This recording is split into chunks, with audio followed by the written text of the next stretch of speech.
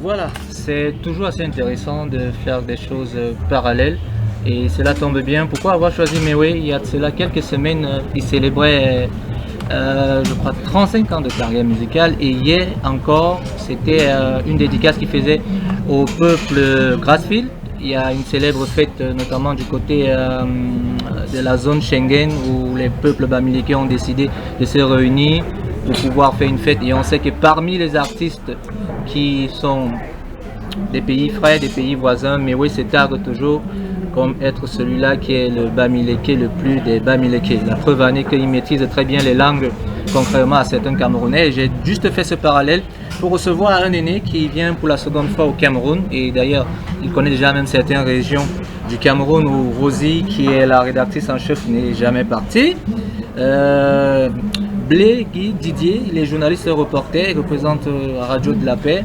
Et si vous avez suivi nos vlogs dans nos différentes plateformes, c'est celui-là qui pose des questions cool, quitte à ce que même les journalistes de 20 ans, 15 ans de carrière n'arrivent pas à trouver des réponses. Bonjour et bienvenue Didier. Bonjour Julien, bonjour à tous, merci de nous recevoir ici à Yaoundé. Finalement, je pense que je vais récupérer la nationalité, repartir et revenir après aussi. N'est-ce pas? Alors, écoute, hier, je t'ai donné un aperçu de ce qui se passe ici. Tout ce que tu vois ici est en mode test. Je suis en train de tout tester, tout ça. Tu vas me voir un moment, je réfléchis, il y a des câbles qui doivent passer comme ça. Il y a la connexion qui nous fait faux bon là, elle vient de temps en temps et puis elle part. Heureusement, l'émission est en mode recording, donc après on pourra monter en post-prod et puis on pourra te la diffuser. Donc je te prie d'être indulgent, je te sais que je suis assez indulgent là-dessus. Vu ton niveau de professionnalisme, c'est pas encore ça, mais bon, il faut s'essayer. Comment tu vas? Oui, ça va très bien. Ça m'a fait plaisir d'entendre 200% The Blazo de Mewé, sorti fin 91. Je me rappelle comme si c'était hier. Moi, je suis au concert des 35 ans de carrière. J'ai fait au moins 30 concerts de Mewé. Au moins 30 ans, depuis un peu plus de 30 ans que je le suis également. J'en ai animé 5 ou 6 quand même. Wow. Et puis ça me fait plaisir de savoir qu'il est chez vous.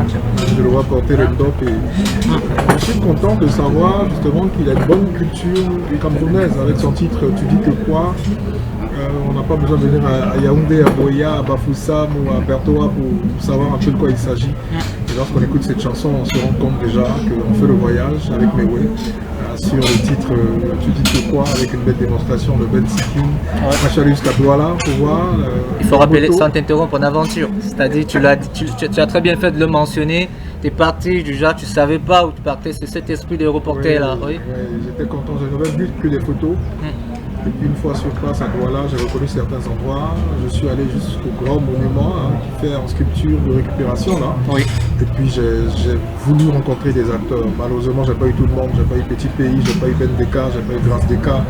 J'ai eu quand même Toto Guillaume. Toto Guillaume m'a versé avec Banana, avec Dibena, avec Elembi Nangomo. Donc pour moi, c'est un beau petit pèlerinage. J'ai vu Paquito, avec qui j'ai parlé des 100 visas et des 100 avis. Donc c'était un rêve, une partie de mon rêve qui vient d'être accomplie, assouvie. Maintenant, je compte plus m'arrêter. Je compte partir à Abidjan, revenir également chaque année au Cameroun parce que ici il y a une tradition musicien terrible. Bassiste, soliste, pianiste, batteur, on a tout le monde ici. Donc il faut comprendre comment vous travaillez et pourquoi une telle abnégation. Et quand on part de là, on pourrait éventuellement édifier les plus jeunes parce qu'il n'y a pas de génération spontanée. Et nos jeunes frères souvent croient que la musique c'est se distraire les gens. Et puis avoir de l'argent, c'est pas ça, etc. Oui, ça c'est la parole de quelqu'un qui maîtrise ce chant et surtout qui a eu affaire à une certaine génération. Parce que je veux un peu qu'on revienne sur Mewe, c'est près de 30 ans, ça veut dire qu'également tu es dans le même niveau, c'est-à-dire tout au plus. C'est-à-dire c'est 30 ans déjà dans le métier. Non, moi j'ai 22 ans, 22 ans de radio. Ah bah dis donc, il y a déjà 20 ans. J'ai une chance que les autres n'ont pas eu. Moi, je suis le cousin germain au batteur d'Amédée Pierre. D'accord. Amédée Pierre, vous le connaissez ici. Oui. C'est le père de la musique moderne ivoirienne. Et d'Amédée Pierre et de l'Ivoire Star, on a le plus grand guitariste quasiment depuis le temps, qui est Ernesto Djedje. Et donc, lorsqu'Ernesto Djedje est parti avec une équipe, il est parti avec mon cousin, qui est Jabo Stick, son batteur. Donc, finalement, vous voyez qu'après les répétitions, on voyait venir à la maison tout ce qui était crème musicale ivoirienne. Ça part d'Alpha Blondy à François Louga, en passant par Baïs Pinto. Et quand on vient le déposer, ils viennent saluer mes parents. Donc moi j'ai le temps également de leur adresser des félicitations à Ernesto Djedje, à Isha Kone, à Monique Seka, et à tout le monde. Donc j'ai 5 ans, 6 ans quand je les écoute. Et quand je grandis un peu plus, à 12 ans, je deviens DJ. C'est ça, disquaire, parce que quand je rentre de l'école primaire, je vais chez le disquaire justement qui a produit Ernesto Djedje, qui s'appelle Raimi Badamassi, qu'on appelle Badmos. Et une fois là-bas, je passe toute la journée. Donc de midi au moins jusqu'à 18h, je prends un disque, je regarde, je retourne voir la fiche technique, je lis un album d'Alpha Blondy, je sais que c'est tel ou tel musicien qui a joué à la batterie avec Jabo Stick par exemple, à la guitare il y a Eugène Afridoué. Et puis je me suis rendu compte justement que le plus grand succès ivoirien en termes de slow, c'est Anoume de Baïs Pinto. Et Anoume a été arrangé par qui? Par Alagui Touré, qui est du Cameroun. Donc ces découvertes qui sont faites, et malheureusement Alagui Touré était en voyage. Je l'ai eu, il m'a dit de venir et après il m'a dit qu'il partait hors du pays. Donc finalement j'ai pas pu le rencontrer.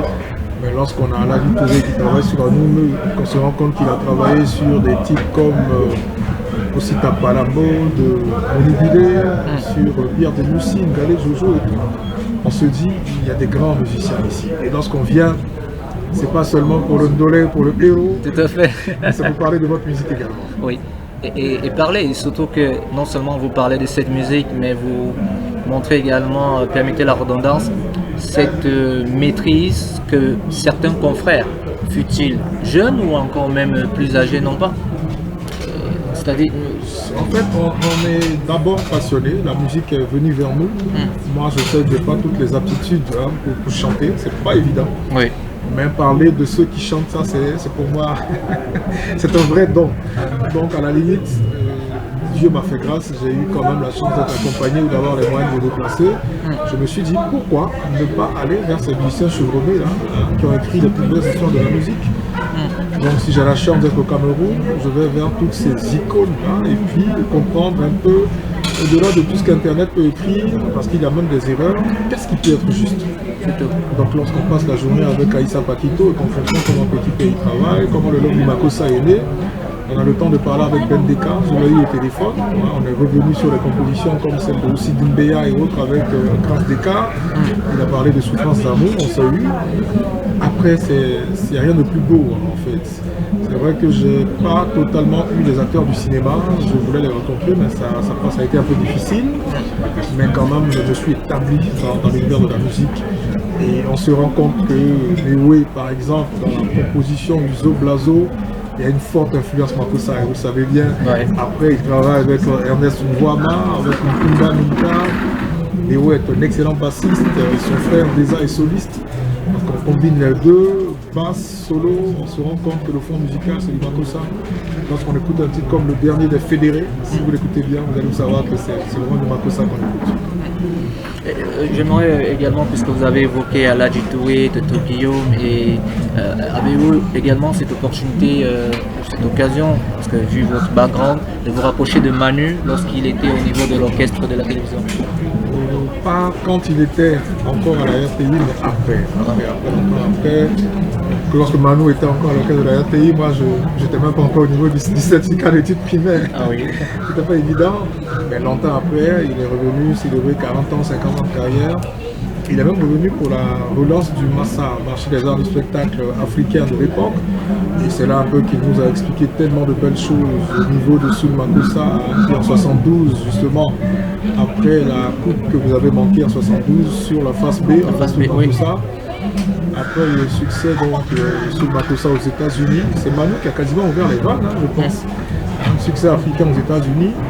Et puis après, il nous explique tellement de belles choses. Lui-même est le fruit d'une certaine opportunité qu'on n'explique plus. Kabasele avec l'African Jazz, justement, qui le récupère lorsqu'il a un de ses musiciens qui tombe malade. Manu est programmé, donc Manu qui justement fait partie de ceux qui ont composé les premières chansons du succès africain de l'African Jazz, notamment l'album indépendant Chacha avec Table Rose. Donc lui nous parle de tous ces moments-là. Et puis après, il a ses premiers succès, il fait du twist à Léo, avant de nous offrir tous ses succès comme Ngelemba, l'album Wak Africa, la reprise d'Africa de Franklin Bukaka, Sango Yesu Christo, Dibo Kisoro, la liste est longue. On a suivi. Moi, j'étais jeune et j'écoutais déjà le jazz de Manu. Donc ça fait que j'étais très habitué à sa voix. Et quand il est venu à Abidjan, je suis allé à l'aéroport. On me chasse un peu, mais je me bats, je veux parler à Manu. Et puis bon, il y a quelqu'un qui m'a dit, bon, viens lui poser quelques questions. Oui. Il sourit parce que, vous savez, c'est Manu. Il ressemble pas à quelqu'un qui fait de la musique africaine. Mais il nous a répondu et on a été contents. Et après, quand j'appartiens à la radio des Nations Unies, ce n'est plus la même stature. Je suis pris par la main par Robert Braza qui me permet de faire l'interview avec Manu. Donc c'est plus la même chose, c'est plus le même combat. Mais cette fois, c'est sur le tapis rouge qu'on fait l'interview. C'est un peu dire à ces jeunes-là que ça commence difficilement. Oui. On vous ferme la porte, il faut se battre. Et après, quand vous devez poser une question à Manu, ne lui demandez pas de raconter sa vie, demandez-lui des choses sensées sur sa vie qu'il va juste commenter. C'est un peu ça, et c'est un plaisir, j'avoue, d'être jeune et de parler plus tard avec Kofi Olomide, Papa Wemba, Nio Kalongo, Jossa, on est à Abidjan. Après, on se dit ça coule de source. Donc, il faut se battre, travailler sans vraiment être star. Parce qu'il y a une vraie confusion avec les plus jeunes qui sont à la fois en quête d'information, mais qui sont déjà stars sur les réseaux sociaux. C'est vrai que le monde peut évoluer, mais il n'y a rien de plus intéressant que d'être cultivé et se faire connaître. Au lieu de se faire connaître et puis être un tonneau vide derrière. Est-ce que Didier a pensé à mettre toute cette expérience sur écrit? Parce que vous me voyez, je suis à fond là parce que c'est justement ces traces qu'il faut laisser pour démontrer. Jeanne par exemple, c'est vrai qu'elle va me tirer les oreilles. Elle m'a dit, écoute Junior, si j'ai réussi le Massa, c'est grâce à Didier. Parce qu'en fait, tous ces papiers, tout ce qui passait, moi je réceptionnais et j'avais pour mission de regarder le journal et de prendre l'intégralité envoyée, parce que généralement quand tu envoies les papiers chez eux, on ne peut plus te renvoyer ça à toi parce que les reportages ne sortent pas. Elle me dit tout ce que tu vois derrière là, c'est Didier, il s'est déplacé et tout le reste. Mais elle en parlait, elle a assez émotive Jeanne, mais quand est stoïque, tu vois un peu. Mais si elle parle déjà, ça veut dire qu'il y a eu ce côté là. Est-ce qu'il n'y a pas un ouvrage qui doit dépasser même les 200 pages? Oui, c'est vrai que tu me... C'est pas que tu me secoues, mais tu me rappelles vraiment qu'il le faut. Ça a démarré. J'ai eu la chance de travailler sur 3 ou 4 mémoires du Zouglou, avec 2 Allemandes, une Française, une Ivoirienne. Et puis je me suis renseigné, j'ai passé la journée avec ceux qui ont commencé. Lou Fazer, je vous donne ce nom-là, c'est l'ancêtre du Zouglou. Billy Didier est venu longtemps après. Donc quand tu as passé des journées avec ceux-là, tu as des informations un peu sur tout. Donc je travaille sur le grand livre de la musique ivoirienne, c'est-à-dire C'est un ouvrage qui est fait sur 20 ans ou 10 ans au moins. Donc le premier grand livre, je n'ai pas eu la chance de travailler là-dessus. Il a été fait par Tibius Kofi, Alex Kipré, Luc Hervenko et Gustave Guiraud. Malheureusement, même Gustave Guiraud a tiré sa révérence avant la sortie du livre il y a 3 ans. Donc c'était seulement réservé à la galaxie reggae avec les avant-postes Alpha Blondie, Ismaël Isaac, Tikenja Fakoli, tout ce que vous connaissez. C'est sorti, on l'a applaudi, c'est un livre magnifique. Alors qu'est-ce qui a été décidé? C'est qu'il faut faire en termes de double décennie. Donc la deuxième vague, c'est celle qui va toucher la musique moderne d'inspiration traditionnelle. Donc ça part d'Amédée Pierre, Anoma Boufélix et les Grands Colombiens. Et on découvre des choses incroyables, Junior. Vous avez le monde actier. C'est une ethnie de la Côte d'Ivoire. Il y a de très grands musiciens avec des guitaristes chevronnés et tout. Mais quand je me suis rendu là-bas et que j'ai fait 2 jours, 3 jours, 4 jours, je me rends compte que ces artistes acquiers là avaient dans leur groupe de très grands guitaristes nigérians. N'est-ce pas? Ouais. Qui ont formé ces artistes acquiers. Et ces Nigériens ont fait des enfants avec des femmes ivoiriennes. Ils sont devenus ivoiriens. Sacrée intégration. Mais quand on ne te le dit pas, tu ne peux pas savoir. Oui, bien sûr. Et là, longtemps après, on se dit, on voit la différence entre les guitares de l'époque, de Sir Victor Waifo, et la façon dont ces groupes-là jouaient. Alors qu'en fait, c'était des Nigérians qui commençaient les guitares, et puis après, qui ont formé des générations d'entiers. Donc on a eu Anoma Boufélix, on a eu le père de Joël C, on a eu le père de Monique Seka. Vous voyez, il n'y a pas de génération spontanée, hein. Ils ont eu tous des parents musiciens. Et puis après, la suite, elle se passe de commentaires.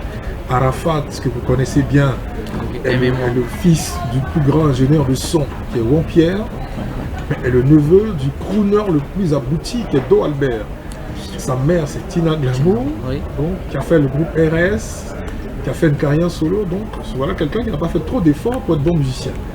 Bon, les autres, avec toute son allure iconoclaste concert, mais il avait du talent. Et derrière, après, il y a beaucoup d'artistes comme ça qui sont nés de familles de musiciens. Et puis il y a David Taïro, on a tous ceux qui accompagnent l'univers de la musique ivoirienne. Donc moi, je veux me concentrer sur la transition entre le zoulou et le coupé décalé. Il y a beaucoup de choses à dire là-dessus.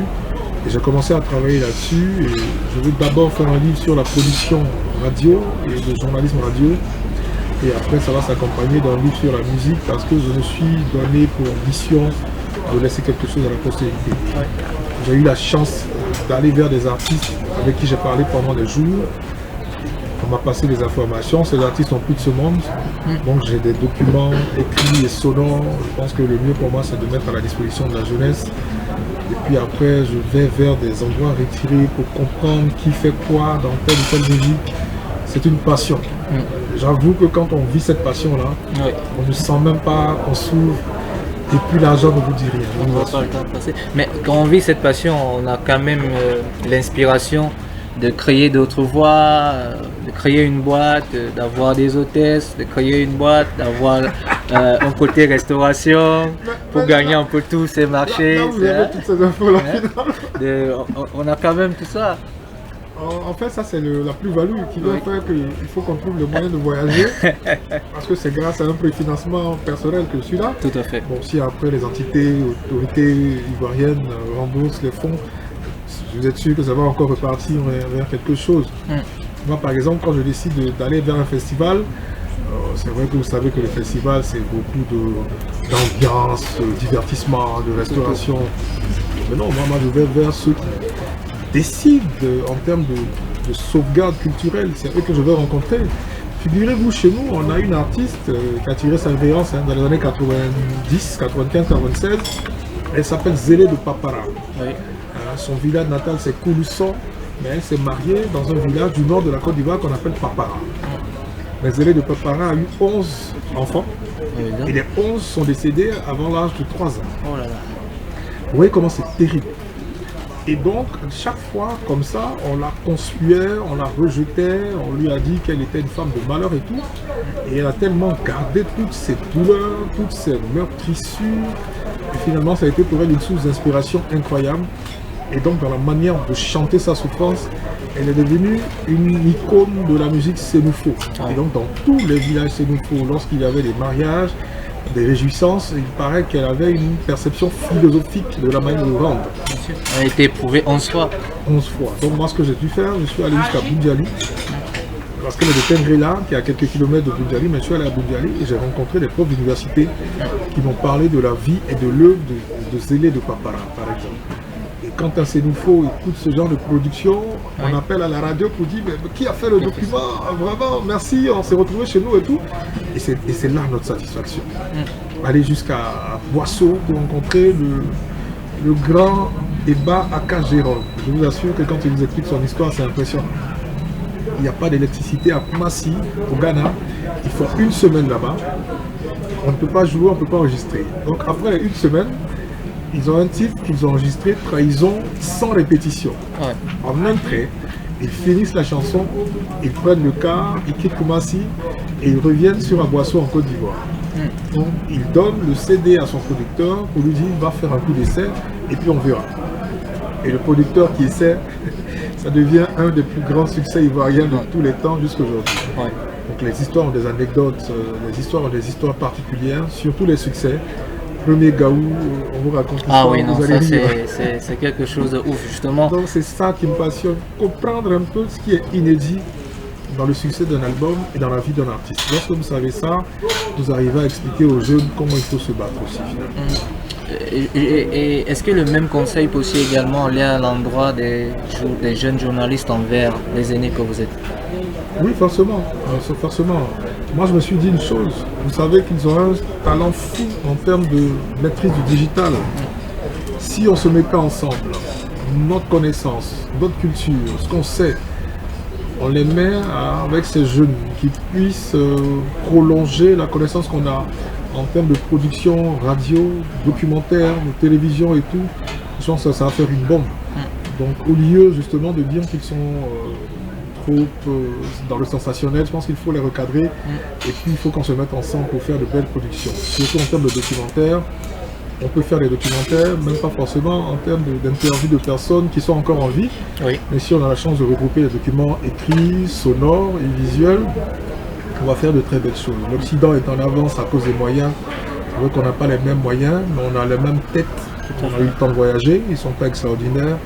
On peut vraiment réussir des choses extraordinaires. Moi ici, quand je vous vois, le Camerounais, vous êtes courageux à mort, vous foncez sans difficulté. Je comprends à l'époque pourquoi le Cameroun nous battait au football. Vous avez une navigation incroyable. Et nous, on vous regarde faire et puis on utilise nos astuces aussi pour vous contourner. Oui, bien sûr. Je pense que c'est l'Afrique qui doit se mettre ensemble. On a trop de belles choses à dire.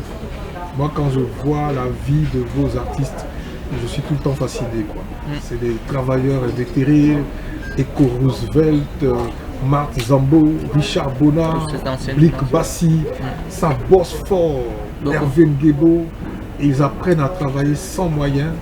Et après, les moyens viennent seuls. Moi, j'ai rencontré Cheikh Tidiane Seck qui me parle de la vie de Richard Bonnard. Je me dis, il mérite tous ces milliards aujourd'hui. La même question que je l'ai posée hier à Blaise Tanguy.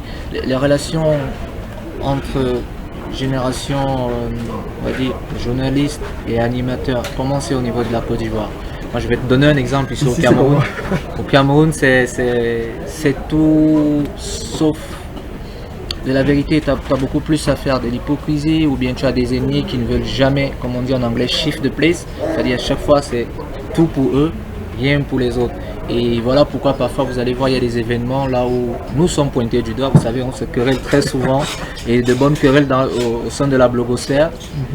Pourquoi on va dire, mais vous avez réussi ceci et vous n'avez pas, par exemple, réussi à faire ça.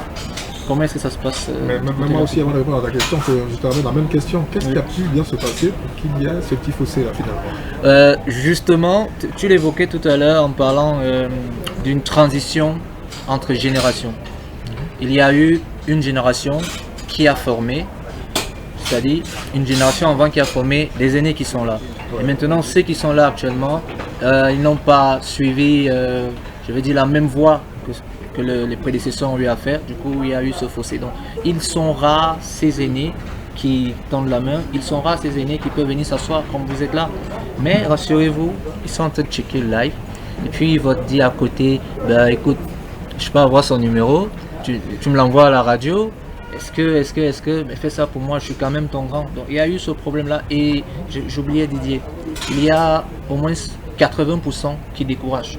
Qui vont dire, ah bon, nous on est là depuis avant vous, on a essayé telle chose, ça n'a pas marché, c'est pas parce que tu vas essayer que ça va marcher. Et le lendemain, tu vois, le mec te dit, est-ce que tu peux gérer ma page? Comment est-ce qu'on fait ceci? Comment est-ce qu'on fait ça? Donc après, il y a ce paradoxe. Donc, je veux savoir si c'est la même chose. Parce que je le disais à Tanguy hier, tout le monde, c'est destination maintenant Côte d'Ivoire. Tout le monde veut s'y rendre. C'est-à-dire même l'animateur qui a été le plus nul ici, qui ne t'est rien ici, dit non, il faut que j'aille en Côte d'Ivoire. Mais si tu n'as pas prouvé ici, tu ne pourras pas prouver en Côte d'Ivoire, frère. Bon, c'est vrai que là-bas, c'est un peu plus simple quand même. C'est un peu plus simple. Moi, de ma génération, on avait cette facilité-là de nous approcher de Yves Zogo Junior, de Barthélémy Nabo, de Georges Saïd Benson. C'était une salutation polie et puis lui demander comment est-ce qu'il fait pour travailler. Moi, j'étais très proche de Yo Claude Herman Virgile, de Georges Abouquet. Aller les voir à la RTI et puis demander un rendez-vous. Donc, je suis allé dans leur bureau, humblement, et puis on leur a dit, ah, je fais de la radio de proximité, radio privée non commerciale, on appelle ça radio de proximité. Aujourd'hui, c'est radio communautaire et tout. Certains ont été assez ouverts quand même. On a eu la chance de parler avec eux sur des journées. J'ai proposé à Serge Fato Ilenga, je ne sais pas si vous le connaissez, il a dit Varitoscope, ça avait très bien marché. Aujourd'hui, il est sur Télé Sud en France. En France, oui. Ils nous ont aidés. Moi, j'ai eu peut-être la chance, mais certains ont estimé qu'ils avaient la grosse tête. Bon, personnellement, moi, j'ai pas eu de problème. Ils m'ont reçu en tant que petit frère. Quelques années plus tard, on a eu une nouvelle génération de Didier Bléou, de Mariam Koulibaly. J'ai fait la même chose, saluer humblement Didier d'ailleurs, comme c'est Blé et Bléou. Oui, c'est justement. Donc moi, sans t'interrompre, j'avais très vite fait le parallèle la première fois que tu es venu. J'ai dit non, ça c'est sûr, le mec est parenté avec. C'est vrai que quand il m'a vu, il dit mais toi, on m'appelle souvent, on se trompe sur moi. Je lui dis vraiment, c'est la même chose aussi. Et c'est vraiment beaucoup de chance que moi j'ai eu. Après, j'ai certains jeunes que j'ai rencontrés qui m'ont dit qu'ils n'ont pas eu la même chance. Ils sont tombés sur des personnes un peu fières d'elles, un peu hautaines et tout. Je me dis, bon, ça dépend peut-être de la façon dont vous les avez approchés. Et puis après, on est passé par d'autres créneaux. Moi, j'ai été chargé de communication d'artistes, manager d'artistes. Donc, étant sur le plateau de Midi Première et qu'il faut vanter un concert, qu'il faut vendre un concert, qu'il faut produire, qu'il faut promouvoir, la façon peut-être de rendre m'a aidé à être après les petits de Baba Cool, Feu Baba Cool qui a attiré sa révérence, ou encore de suivre Claude Amand Vigile pour voir comment il travaille. Mais en même temps, je ne suis jamais entré à la RTI. Je fais 1001 castings, et je suis dans l'antichambre. J'ai attendu quoi. Jusqu'à ce que je rentre à ONUCI FM avec l'ex-directeur de BBC Afrique, Sylvain Semilenko. Pendant que la RTI me disait d'attendre, ONUCI m'a appelé. Je ne pouvais pas laisser tomber une telle opportunité. C'était la radio des Nations Unies qui faisait rêver tout le monde et qui a même recruté à la RTI. Donc pour moi, c'était une belle aubaine pour aller vivre le rêve en guillemets américain, le rêve des Nations Unies. On était bien traités, on était des enfants gâtés d'ailleurs. Et puis c'est là que j'ai vécu ma passion, où chaque mois, je prenais sur moi et mon argent pour aller dans une ville de l'intérieur du pays, rencontrer une légende de la musique ivoirienne, ou bien voir dans un musée comment cette culture-là fonctionne. C'est vraiment ce qui m'a aidé. Donc nous, chez nous, les jeunes et les aînés, je pense que c'est un peu plus sympathique quand même. Mais il y a un nouveau problème entre notre génération et celle qui vient après. Il y a un vrai conflit d'intérêts parce que pour eux, ils savent tout déjà. Oui, justement, ils n'écoutent pas. Ils savent tout déjà, mais c'est juste quand on les prend sur le terrain de la connaissance de l'histoire des musiques, de l'histoire du cinéma, de l'histoire des arts plastiques, de l'histoire du pays.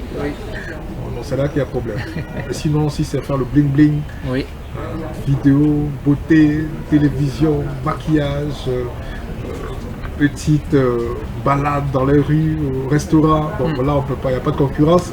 Ils sont plus forts que nous. On est toujours un peu en retard sur le digital, quoi. Il y en a qui sont quand même à la page parce qu'ils finissent toujours par se rapprocher des plus petits et ils observent. Ça dépend aussi de ce qu'ils recherchent. Certains influenceurs sont des stars. Donc eux aussi veulent être des stars. Donc apparemment, est-ce que c'est vraiment le métier qu'ils veulent faire? Parce que vouloir faire le métier parce que c'est une profession, c'est une vocation, et puis à vouloir passer par la starmania du métier pour chercher à faire autre chose. Donc il y a certains qui réussissent bien. À partir de la presse ou à partir des médias, ils tombent dans une administration, dans un privé, et puis ils disparaissent. Par contre, si on veut faire le métier, on pense à avoir 10 ans, 20 ans, 30 ans de carrière, Je pense pas qu'on passe par le bling-bling. À un moment donné, on va s'essouffler aussi. Et puis on vieillit. Hein. On peut pas être star pendant 5 ans, c'est trop. Après 2 ans, tu as une nouvelle star qui vient t'éteindre. Oui. C'est pour ça que je préfère être dans mon coin. Et puis j'ai le temps de me former sur la durée. Justement, c'est de ce point-là que je vais te ressortir. Il y a cette dernière actualité qui concerne l'émission Secret Story, où on a pris un Jean-Michel qui est là, et où on a pris une influenceuse qui est là. À ton avis, maintenant, je le disais à certains amis que j'aimerais bien avoir le retour de ceux qui sont sur place. Parce que vous avez vu, à la première diffusion de l'émission, elle s'est fait fusiller par ses compatriotes en disant comment est-ce que le casting a pu retenir une personne pareille. Au-delà de l'influenceuse qu'elle est et ce qu'elle peut faire, oui, elle a su, mais tu as vu les erreurs qu'elle a eues. Moi, j'ai dû regarder l'émission en replay pour noter tout ça. Ouais. Maintenant, quand on fait ça, qui caste? Est-ce les gens de Canal+? Est-ce que c'est comme ça se passe ailleurs? On fait appel à ceux qui ont l'expérience comme vous ou encore à Blaise Tanguy pour pouvoir caster le genre de personnes qu'il faut? Parce que c'est le fossé avec Jean-Michel. Bon, à la limite, ça dépend des choix des producteurs aussi. Moi, je sais que pour le cœur des femmes, par exemple, c'est La Congolaise. Tiana Mosso Oui. qui faisait partie de ce qui faisait le casting. Donc, c'est pas toujours qu'on a le canal. On a retrouvé des gens qui ont fait le casting pour Canal Plus Pop, pour des émissions. Vous connaissez bien Patrick Fondio, Oui. des Bisfers, justement. Moi, je connais de jeunes Ivoiriens qui ont fait le casting également pour certains programmes, notamment pour un crime. Un jour en crime, que Brice Albin, l'animateur, aujourd'hui converti il a dit qu'il est passé à autre chose, enquêteur. Voilà, donc soit Canal même fait le casting, soit ce sont les maisons de production privées qui font le casting.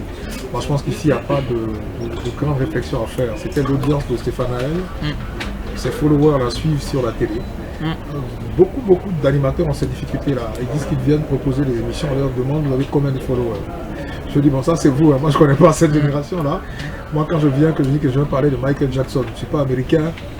Je vous dis comment il a monté le moonwalk, à quelle heure, à quel moment, avec qui il a parlé, comment il était amoureux de Diana Ross des Supremes, comment Quincy Jones a composé la chanson. Moi ça c'est ma spécialité.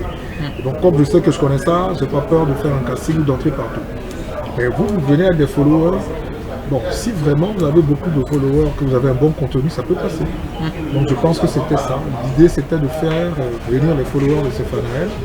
Ils sont venus, mais sur un terrain différent parce que là, maintenant, il fallait faire de l'animation. C'est pas la même chose. C'est difficile. Jean-Michel, c'est un des rares produits ivoiriens qui n'a pas une longue carrière de radio. C'est un produit de génie, c'est-à-dire qu'il fait à peine 1 an de radio à Port-Bouët. On le caste avec une structure de production de Jean-Philippe Caboret. Je ne sais plus si vous connaissez la télé 7 Info. Oui. Voilà, le patron de 7 Info qui avait monté une maison de production qu'on appelle Caméléo. Donc il a fait à Caméléo et puis il a poussé la télévision comme ça. Il y a des produits comme ça. Lui c'est un bon petit talentueux qui n'a pas eu les mêmes histoires que nous autres, qui avons fait 1001 animations avant d'être dénichés. Oui. Chacun a son histoire. Donc Jean-Michel c'est un produit talentueux qui est bilingue et tout.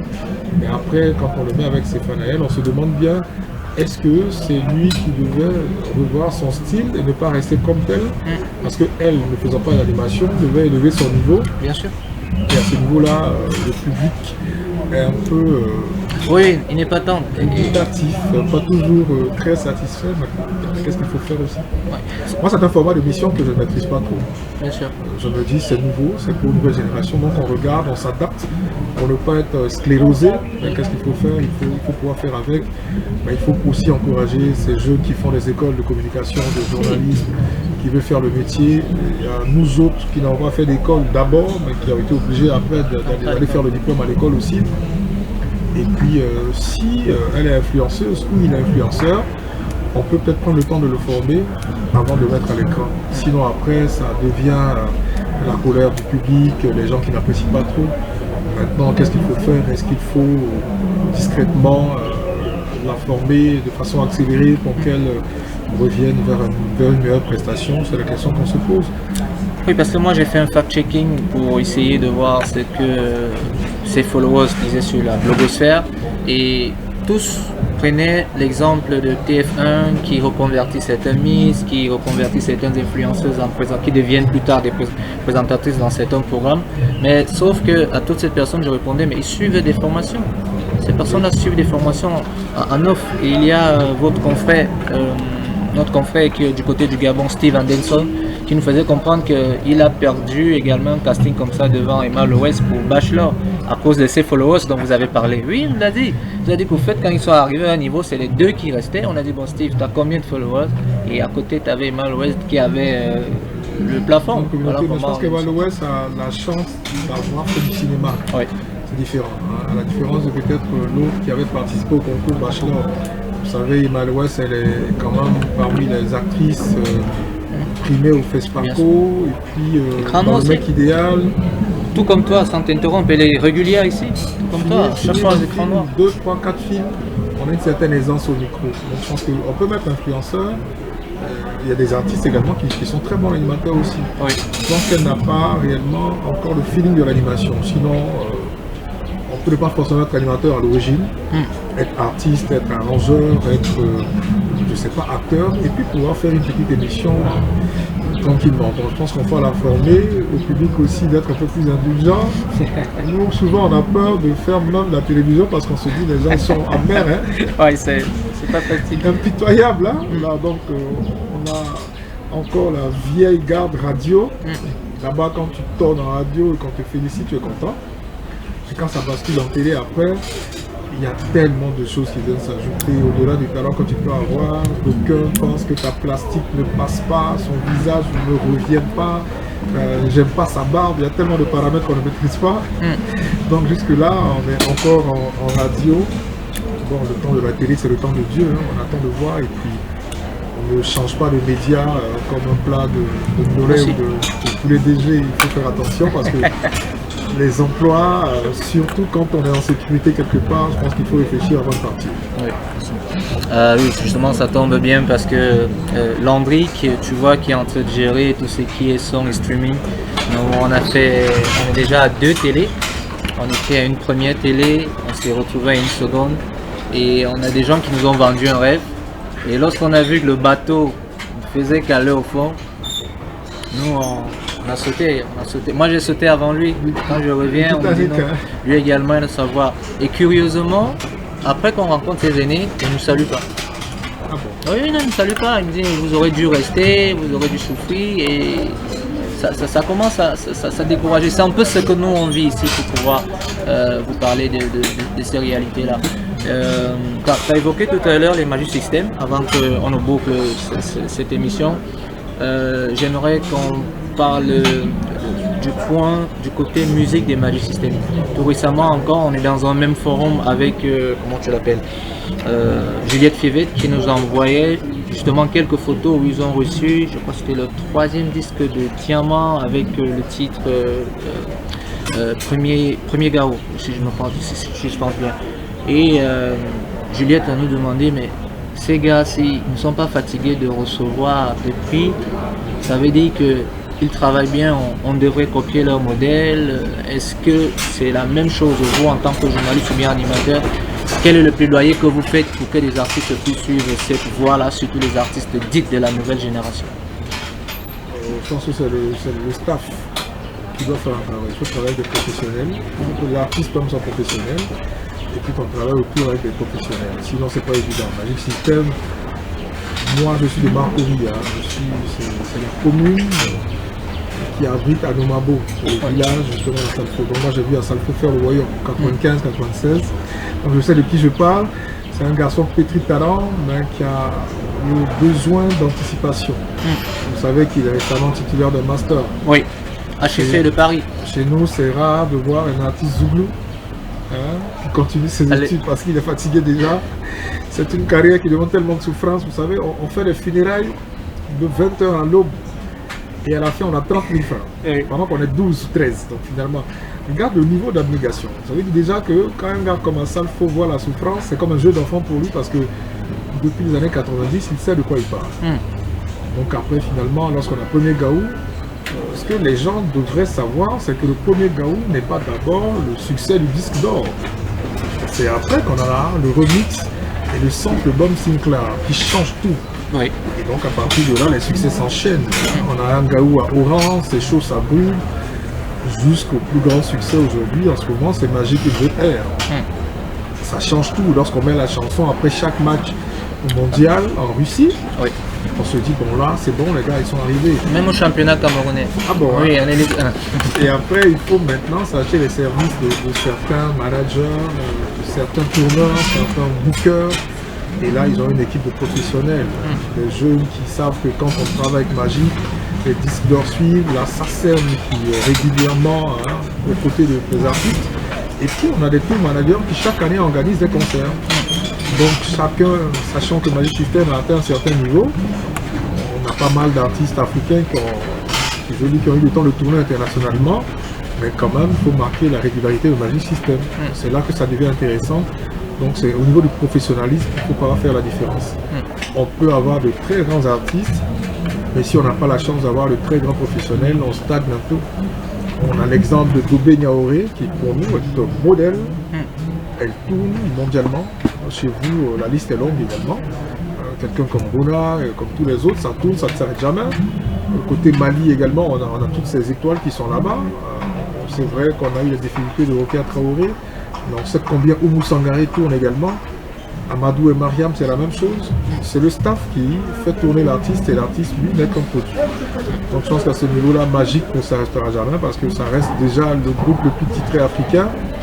Il faut pouvoir tenir et continuer de produire. Le FEMUA également est une belle plateforme de promotion de la musique africaine. Maintenant, il faut pouvoir tenir parce que nous, la question qu'on se pose, comment ça va continuer dans 10 ans? C'est ça la question. Chez nous en Afrique, les choses ne suivent pas. Quand ceux qui organisent sont un peu essoufflés, comment récupérer pour que ça devienne un patrimoine ivoirien reconnu? C'est ça mon souci. Bon, Didier, écoute, on va arrêter ici pour un premier entretien. Je reviendrai encore avec Tanguy parce que j'ai dit qu'il faut que je vous ai tous et là ce sera beaucoup plus maintenant, plus fun. Et voilà, c'est un plaisir. Merci pour l'intelligence hier. Merci d'être prêté à ce test. Tu as vu, on est encore en train de tout tester. J'insiste dessus parce que c'est rare. Tu aurais fait la même chose avec un aîné d'ici, il n'allait même pas se pointer. Mais quand ça se voit ailleurs, ça les booste souvent un peu. Okay. C'est moi qui te dis merci. Ouais. Et c'est vrai que la connexion est par terre revenait, mais je crois qu'avec le contrôle de Landry, on sera toujours en streaming. Donc ensuite toi, tu auras ça. Bon, on va prendre notre prochain invité, ce sera après Landry, c'est ça. On rappelle qu'à 16h, on sera du côté de l'Institut français pour la dédicace d'un livre. Le manager n'est d'autre que Tafis, il se trouve être le manager de Ténor. Tu connais d'ailleurs très bien. Tafis est également mis à l'écriture, il a fait paraître 2 ouvrages. Il était à Douala pour une première dédicace. La dédicace de Yaoundé, c'est tout à l'heure à 16h. Et toujours à l'Institut français antenne de Yaoundé. Un peu d'art contemporain avec Barthélemy Togo, c'est là à 18h30. Je crois que notre consoeur Myriam Zoga, qui est encore assise, est là pour couvrir tous ces événements. On fera l'effort d'y être aussi également. So, Landry, Just Move. Je crois qu'on va conclure avec Mewe, puisqu'on a ouvert avec Mewe. Ça fait toujours du bien d'écouter du Zoblazo que j'ai eu à danser à la maternelle, même si je ne retrouvais pas mes 2 pieds gauches. Salut. Ah ouais.